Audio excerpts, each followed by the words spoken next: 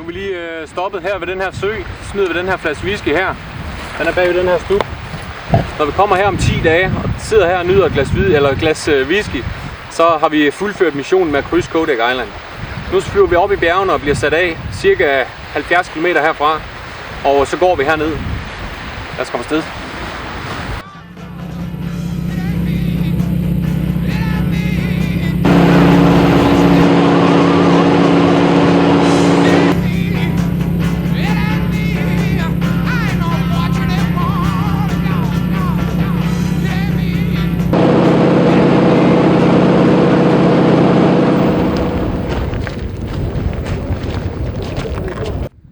Det der sker, det er, at vi er lige landet her på Windy Lake, og helt over alt min forventning, så lander vi lige ind i ansigtet på en stor bamsebjørn. Og jeg synes godt lige, man kunne lande og lige få en chance for at lande, men bjørn right ahead.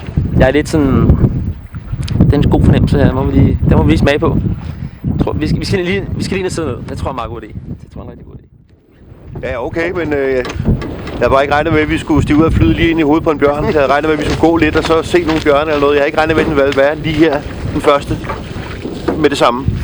Men det er okay, det er fint. Okay, godt. Nå, det går du.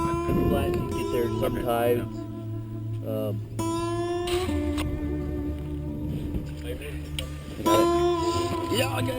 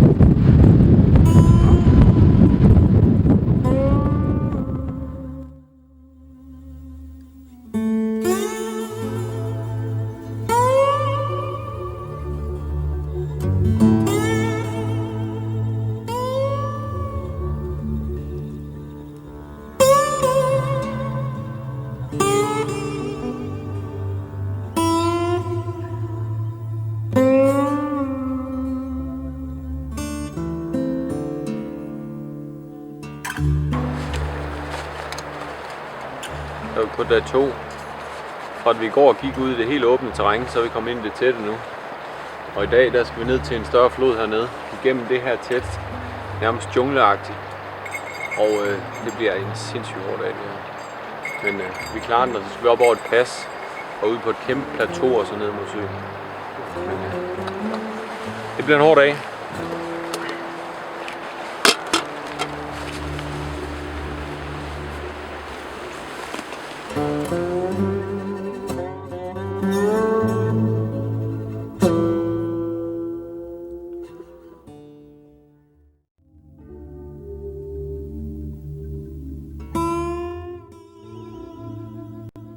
Din formiddag, Thomas?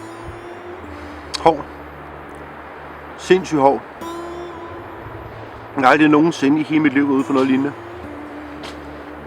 Vi er gået 300 meter i timen. Vi har gået 200-300 meter i timen, og det er næsten ikke til at komme frem. Men så når man kommer frem alligevel jo, så kommer man til de her små lysninger, og så får man simpelthen den her udsigt her, der bare er det hele værd. Det er, vi har været derude af. Ja. Kæmpe sig frem. Det er fandme fedt. Det er helt vildt.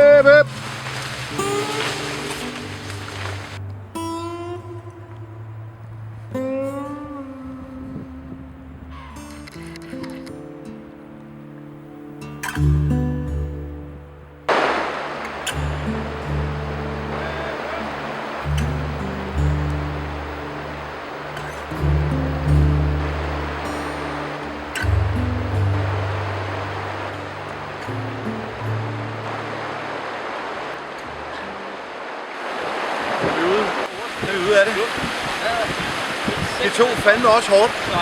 Men igen så kommer det. Det var næsten ikke til at holde ud. Det var simpelthen for langt ude hårdt. Og så prøv lige at se. Der var lille. Der var helt lille bitte. Der var der en serie i fjernsynet, der hed Colorado-sagaen. Ja, og det foregik selvfølgelig i Colorado, og det her det er ikke Colorado. Men prøv lige at se. Da jeg så de naturscener fra den gang, så tænkte jeg, der skal jeg til. På et eller andet tidspunkt, jeg skal se det. That's it.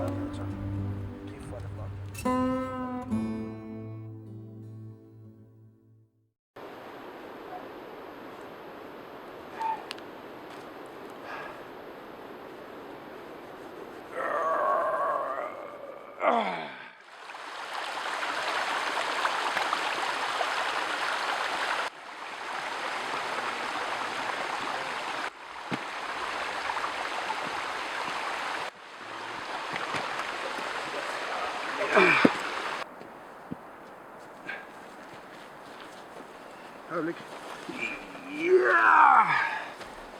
Good work, guys.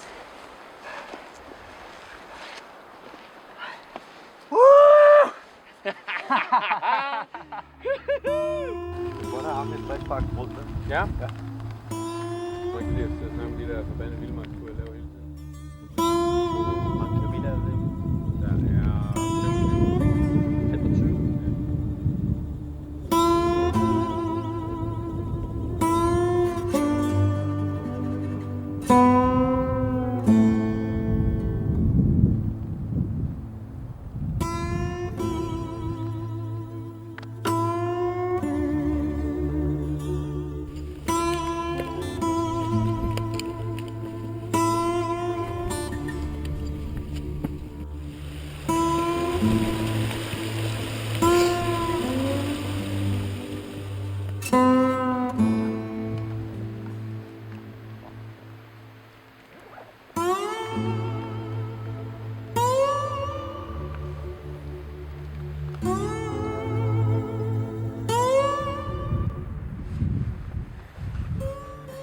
Kom frem på en top her for at få et overblik over, hvad vej vi skulle gå.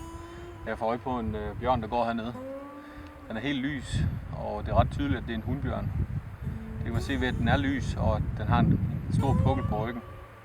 Og der udspiller sig et drama dernede, fordi 50 meter fra den her bjørn, der går der en sorthalehjort.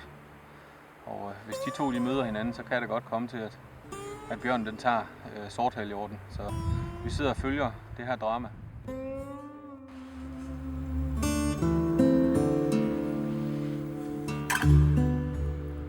Fedt, vi glæder os. Vi holder en halv times frokost, så går vi derop. Lidt hårdt, vi skal op igennem den kløft der, men det er ikke chance der. Ja. Ja.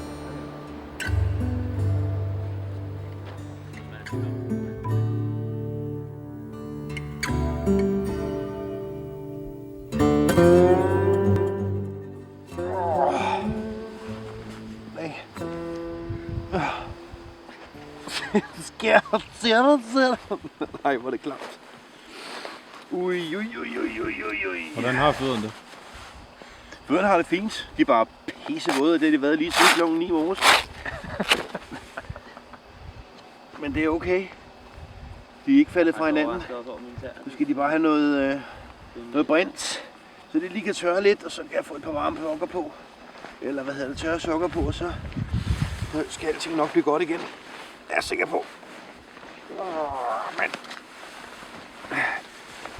jeg har da reddet mine sokker en gang i dag. Men vi er heller ikke ligefrem gået op af sand og dejlige tørre ting og sådan. Kæft.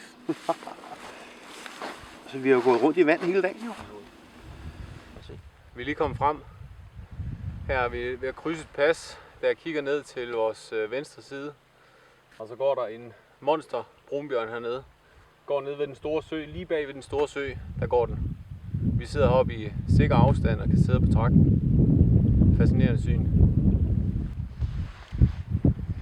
Meget sjovt, fordi jeg har haft de skulle både her. Gået rundt om det her.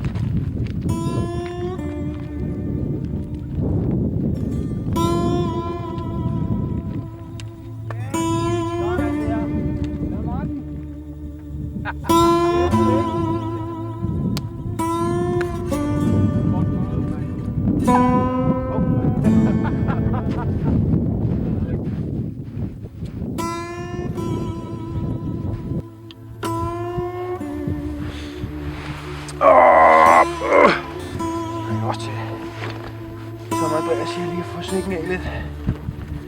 Måske lige lidt varmt tøj på. Det er fandme koldt heroppe, men dejligt.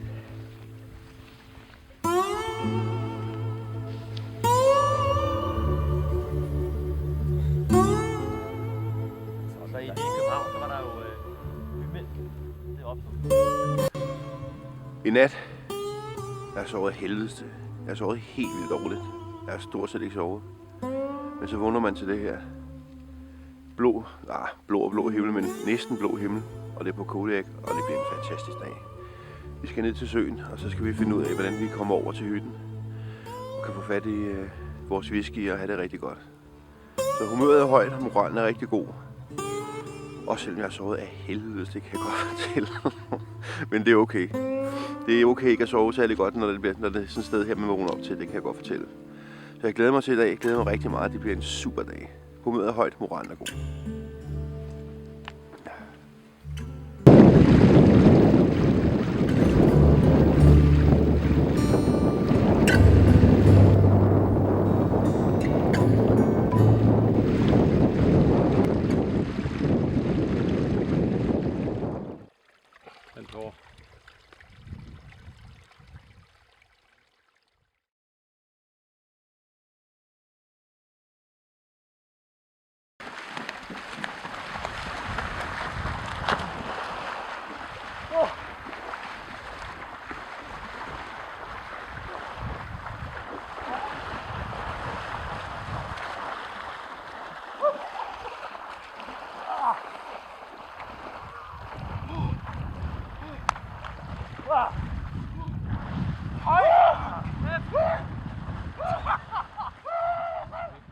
Det var velfortjent, og det var godt. Det var faktisk mere end godt. Det var helt vildt fedt. Nu er det så.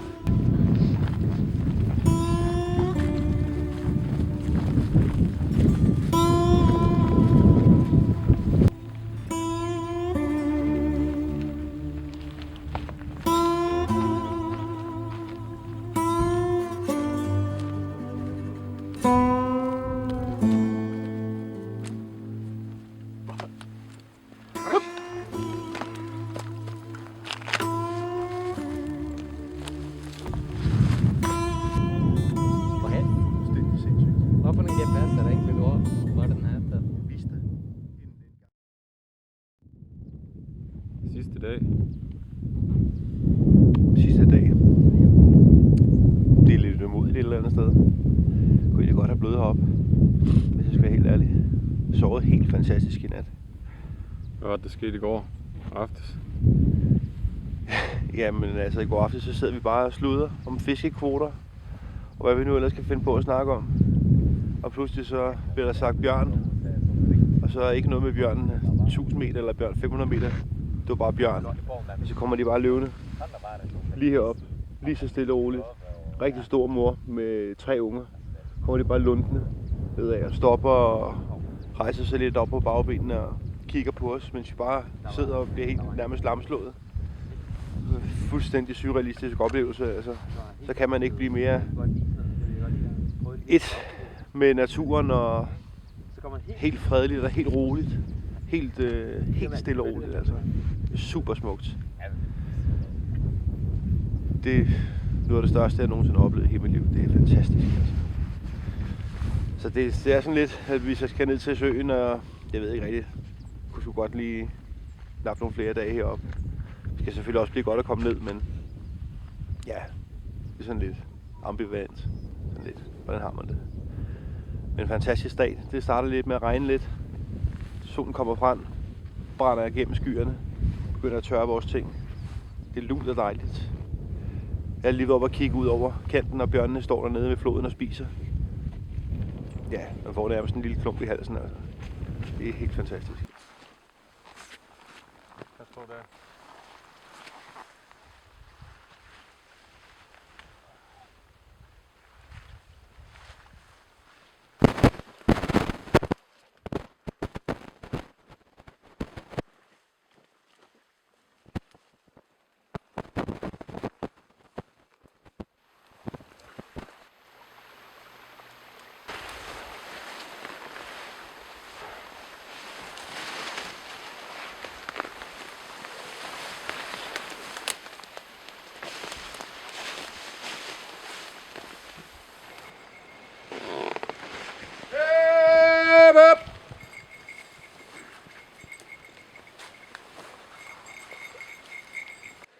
De andre dage har vi også gået i sådan noget terræn her. Men der har været solskin. Nu i dag er det begyndt at regne, og det besværliggør vilkårene her en hel del. Men vi er snart ved at være nede ved floden, så det går nok.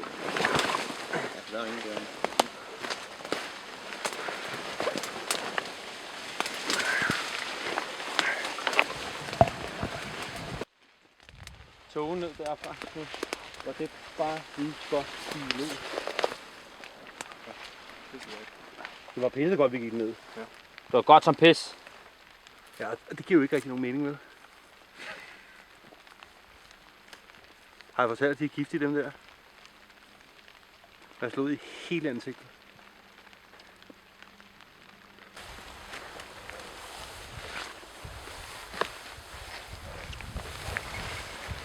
Det her, det er jungle.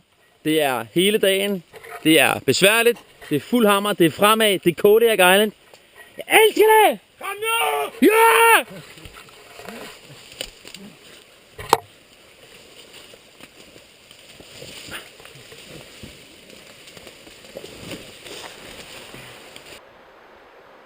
Så er vi kommet ned til floden, som vi skal krydse for at komme over til søen, som ligger hernede. Det er umuligt at gå over på den her venstre side, så vi skal ud på det flade. Men spørgsmålet er, om vi kan krydse den her flod overhovedet, eller om den er for dyb. Ellers bliver vi næsten nødt til at svømme over, tror jeg. Vi ser, hvad der sker. Lad os gå ned og kigge.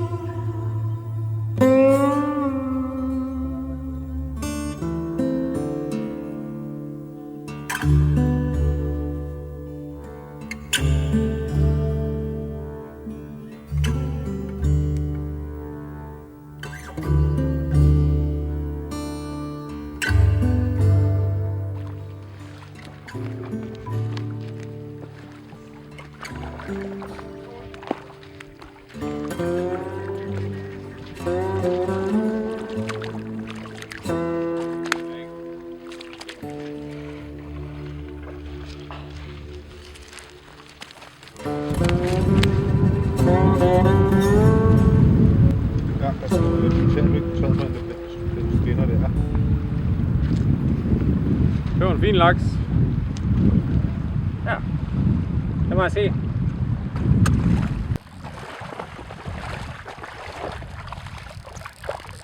Ui, så fik vi fart på en af. Sådan der, Ballisær. Ja, Det er sgu fint. Den er super fin, lækker den der. lille fisk.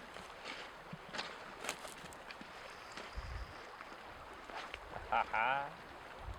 Er det sådan en, den der? Det er også sådan en, som Thomas fangede. Det er en god størrelse. Ja.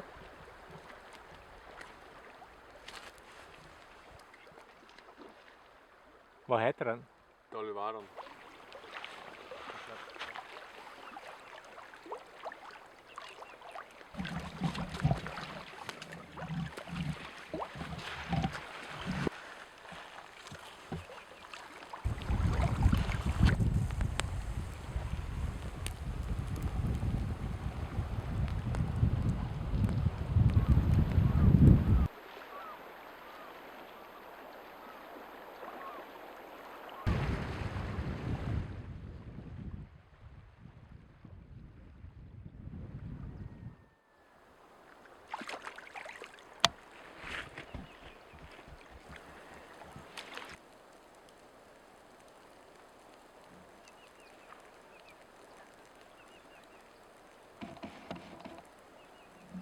We're in Denmark, a small little country. The highest point is like 10,000 feet or something. 5 million people in this small country. He said to come over here and be in an area like this is almost a European's dream. Ja, My stepdad's born and raised in southern Germany. I don't know the exact spot, but I know it's in southern Germany. And he came over here when he was 24, so he's full German, and he immigrated over here. Okay.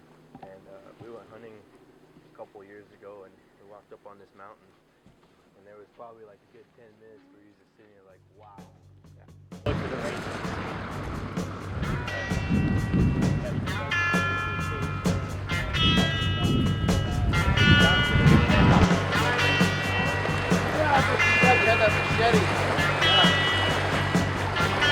Some folks are born made to wave the flag. Ooh, they're red, white, and blue. And when the man waves hail to the chief, ooh, they point the cannon at you, Lord. Let it be. Så er turen definitivt slut. Vi har gennemført missionen med at krydse Kodiak Island. Det er en fantastisk fornemmelse i kroppen. Ja, vi gjorde det. Some hjem, ja. folks are born silver spoon in gjorde det. hand. Vi gjorde det! Yes!